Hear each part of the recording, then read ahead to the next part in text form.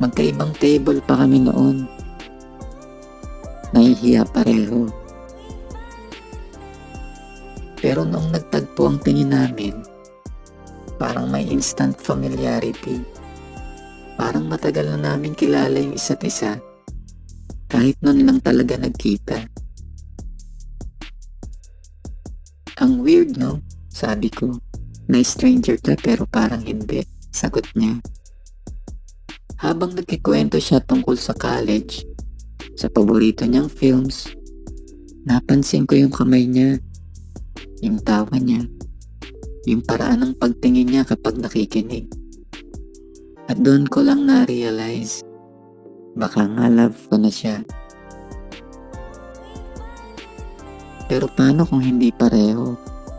Paano kung ako lang ang nahulog?